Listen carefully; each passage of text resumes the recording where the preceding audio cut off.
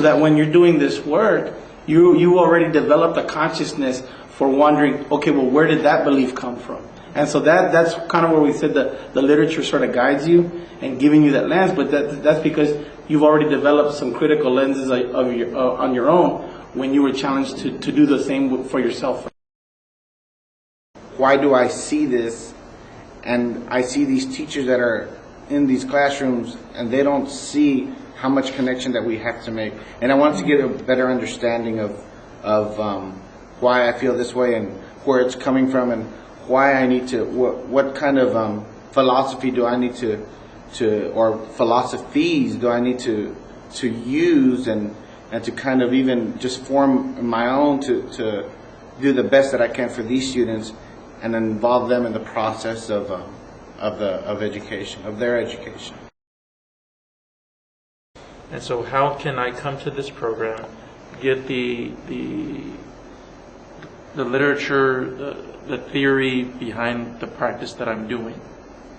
So it's a very clear, it's purposeful to get the literature and take it out into the community and to be that bridge from what we're learning in class to what I'm doing in the community.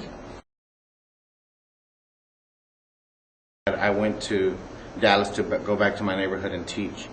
And while there, I noticed, like what we were talking about earlier, the disconnect between the teachers and the students.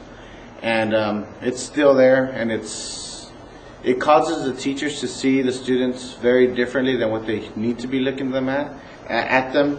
And so when I see that, and I see it happening, that these are the people that are teaching our future, you know, it really worries me, because I see how they perceive them, and the kids perceive them also in a certain way, and we're not getting them, I think, involved in the process of what needs to be taught to them.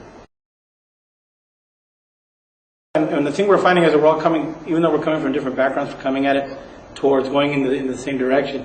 What I found was that I came to the conclusion as a teacher, having been somebody who never wanted to be an administrator, ever, because the administrators that I saw were people who managed the school but were totally disconnected from the classroom, disconnected from kids. But then the reality set in that if I wanted to ever make any real transformational change on a campus, you had to be the person in charge. And the only way to do that was to have that little certificate that said, you're an administrator, you're the principal of the campus. When I went to my undergrad, I realized that it was very difficult for me to get these fifth graders to do multiplication tables when they were starving, not sleeping, worrying about their mom being abused. And so I really felt that I needed to be outside the classroom to affect the education. Because there has to be that partnership. And I think that that's, for me, that's where I need to be connected with the teachers in the classroom, but then the people who are working in the community, out with parents, addressing those very basic issues that have such an impact on whether or not a child is going to learn on an everyday basis. Because I do need to sit with Enrique, I do need to sit at the same table as Jacinto, I do need to sit at the same table with Janice, because we all need to come together and say, you know what, I don't know what it's like to be a teacher. I don't know what it's like to be a principal, but I do know my community. And every perspective, we all want the same thing. We're just coming at it from different perspectives.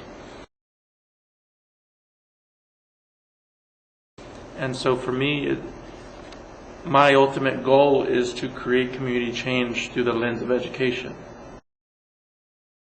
In the future, me and my brother's in the PhD program at UT, and we would like to, maybe if we have those philosophies, that have a school opened up in our neighborhood, and hopefully have a framework and hire, and doing the curriculum and the hiring and firing, if need be, of teachers.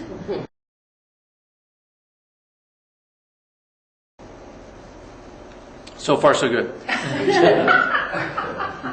Well said.